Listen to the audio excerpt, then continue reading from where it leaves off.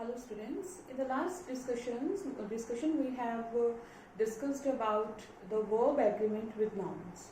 We have already discussed where to use a singular verb or a plural verb with a noun, and we have discussed the various rules and situations where we use a singular verb or plural verb with a specific type of noun. Today's topic of discussion is noun plus noun. Means when we combine two nouns, then how does it work and what does it mean. आज के session में हम लोग जो focus रहेगा हमारा वो इस टॉपिक पर रहेगा कि जब हम दो अलग अलग नाउन्स को इकट्ठा एक शब्द के तौर पर, एक वर्ड के तौर पर यूज करते हैं तो हम उसके क्या मीनिंग समझ सकते हैं या उसकी स्ट्रक्चर कैसे रहेगी. यूजुअली हम लोग नाउन को सिंगल एक वर्ड के तौर पर यूज करते हैं, बट अगर दो नाउन्स इकट्ठे यूज हो जाएं तो क्या हम उसको एक सिंगल वर्ड की तरह यूज करेंगे या दो अलग अलग वर्ड रहेंगे, स्ट्रक्चर क्या रहेगी, दूसरा मीनिंग क्या रहेगा, कि क्या जो दो अलग अलग नाउन्स हैं उनका मीनिंग कंबाइन होने के बाद भी सेम रहेगा या उसके मीनिंग में कुछ चेंज आ जाएगा. तो यही चीजें आज के इस डिस्कशन में हमने डिस्कस करनी है आज के सेशन में. So our topic today is noun plus noun. First of all जो चीज समझने हमारे लिए जरूरी है कि जब भी हम दो नाउन्स को इकट्ठा जोड़ते हैं, when we combine two nouns, noun one and noun two, it means it refers to one single thing, person और आइडिया. कहने का मतलब ये कि जब भी हम दो नाउन्स को आपस में जोड़कर एक शब्द बनाते हैं, एक वर्ड बनाते हैं, तो दो अलग अलग चीजें नहीं रहती हैं, वो कंबाइन होने के बाद रिजल्ट जो है वो एक रह जाता है. यहाँ पर जैसे अगर आप देखें तो दो नाउन्स हैं, एक noun number one and noun number two, but when we combine these two nouns we get one thing, we get one person और we get one idea. So एक चीज जो समझनी सबसे पहले जरूरी है इस कॉम्बिनेशन में, नाउन प्लस नाउन के स्ट्रक्चर में, वो ये कि जब भी हम दो नाउन्स को इकट्ठा जोड़ते हैं तो एंड रिजल्ट जो है वो एक आएगा, दो नहीं रहेंगे, एक चीज हमको मिलेगी. For example a tennis ball. If you look at the example carefully, tennis is a noun and then ball is a noun.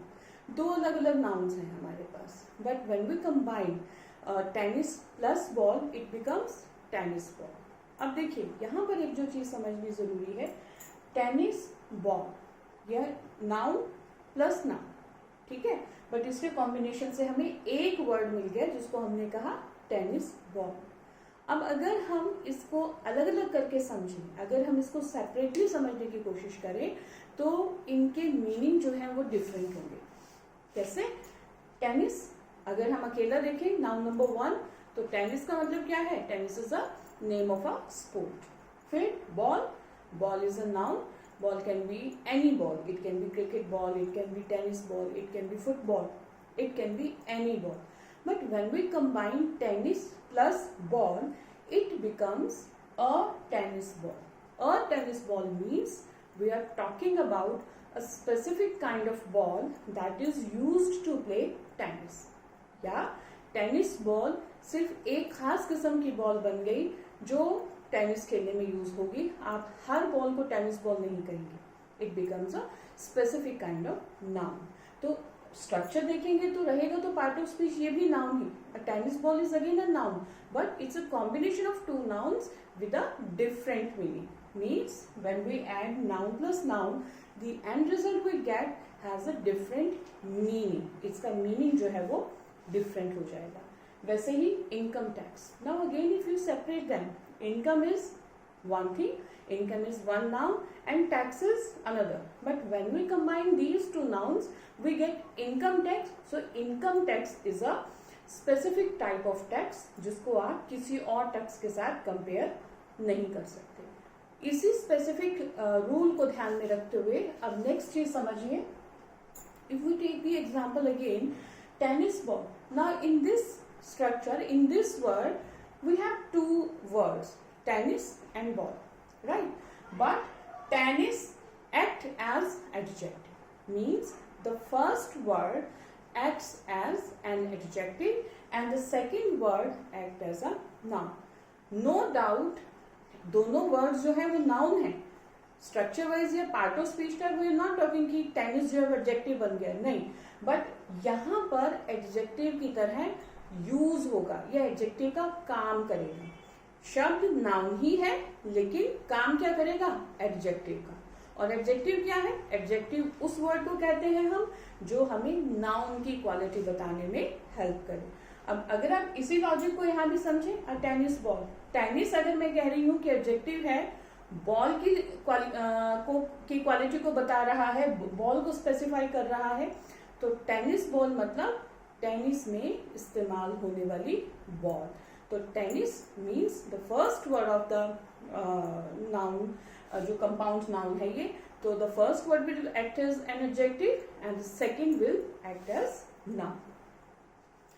Then look at the example, इस कंपैरिजन को ध्यान से समझिए, आपको काफी सारे डाउट्स यहीं से क्लियर हो जाएंगे। I have written 2 words here, garden vegetables and a vegetable garden. देखिए अगर आप देखेंगे सिंपली तो फर्स्ट लुक में तो आपको ऐसा लगेगा कि मैम ने शफल करके लिख दिए हैं, कि फर्स्ट वर्ड को बाद में लिख दिया, सेकंड को पहले लिख दिया, है भी ऐसा ही। लेकिन अगर आप ध्यान दें तो इनकी मीनिंग में बहुत चेंज हो जाएगा। मीनिंग में चेंज कैसे हो जाएगा, गार्डन वेजिटेबल्स। अब अगर आप इस एडजेक्टिव वाले रूल को ध्यान में रखकर इस पॉइंट को समझें, then you will clearly understand this.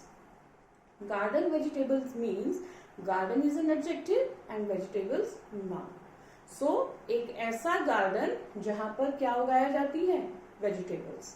So garden vegetable will means vegetables that are grown in a garden. So किसकी क्वालिटी बताई जा रही है यहाँ पर, वेजिटेबल्स की, means vegetables that are grown in the garden. And the next one, a vegetable garden. अब यहाँ किसकी क्वालिटी बताई जा रही है, गार्डन की। क्वालिटी बता क्या रहा, कौन रहा है, vegetable. It means we are talking about a garden where vegetable garden, vegetables are grown. So जो मेन चीज यहाँ पर अगेन समझने की है वो यही कि जब भी हम नाउन प्लस नाउन ये कॉम्बिनेशन यूज करते हैं तो पहला वर्ड जो होगा that will act as an adjective to the second word, that will be a noun. Then sometimes the first word ends in ing. Now again, जब हम ये नाउन प्लस नाउन के कॉम्बिनेशन की बात करते हैं तो इस कॉम्बिनेशन में जो फर्स्ट वर्ड है sometimes it could and into ing, माने पहला शब्द आखिर में क्या लगा होगा, ing। For example a frying pan और a washing machine. If I say washing machine, again देखिए वॉशिंग, वॉश के बाद हमने ing लगाया, फर्स्ट वर्ड है वॉशिंग मशीन। अगेन जो हमने फंक्शन की बात पढ़ी है वो वही रहेगा, एडजेक्टिव प्लस नाउन वाला वाली ही रूल रहेगा कि जो पहला वर्ड है that will play the role of an adjective, that will act as an adjective, and the second word will act as a noun. Then there are more than 2 nouns together.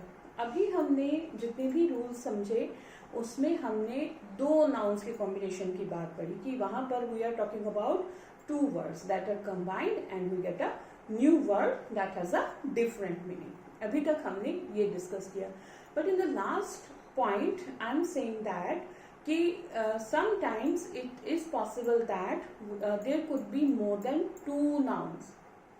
2 nouns से ज्यादा कैसे, for example I waited at the hotel reception desk. Now if you look at the example, hotel number 1 noun, reception again noun number 2, and the third noun is desk. So we have noun plus noun plus noun. We have 3 nouns here, but when we combine these, so rule क्या है, rule ये है समझने का कि 2 से ज्यादा nouns को भी आप कंबाइन कर सकते हैं, 3 नाउन्स भी कंबाइन होकर एक नया शब्द बना सकती हैं जिसका मीनिंग उन तीनों नाउन से अलग होगा। अब तीनों नाउन से अलग कैसे होगा, जैसा हमने पहले भी समझा, होटल अगर हम अकेला समझते हैं तो होटल हम सब जानते हैं एक जगह का नाम है। रिसेप्शन, रिसेप्शन कुछ भी हो सकती है, रिसेप्शन आप किसी पार्टी में भी कर सकते हैं, रिसेप्शन आप किसी मीटिंग में भी कर सकते हैं, आप किसी function, reception is a general term. Then desk can be any desk. It can be a desk at your home, it can be a desk at your school, it can be a desk at your college, it can be a desk at the office. So desk is a general noun, is a common noun. But when we combine all these three nouns, what we get? We get hotel, reception, desk. But hotel, reception, desk has a different meaning than the meanings of these three words. Hotel reception desk मतलब वो desk जो कहाँ पर है, किसी hotel की reception पर रखा गया है. इट मीन्स हम किसी कॉमन डेस्क की बात नहीं कर रहे हैं. We are talking about a specific desk जो पर्टिकुलर प्लेस पर पड़ा है. तो रूल ये वही है कि meaning will change, but again the rule यहाँ पर जो समझने वाला है वो ये कि हम दो से ज्यादा नाउन्स को भी कंबाइन करके एक नया वर्ड बना सकते हैं. आई होप आपको आज का ये वीडियो पसंद आया होगा और आपको समझ में भी आए होंगे रूल्स. कमिंग वीडियोस में we are going to talk about on the same topic, but उनको हम किस तरह से अलग अलग सिचुएशंस में चेंज कर सकते हैं या उनमें क्या चेंज आएंगे हम वो डिस्कस करेंगे. आज के वीडियो से regarding if you have any doubt please let me know और हम उसको अपने ग्रुप में डिस्कस कर सकते हैं. Thank you.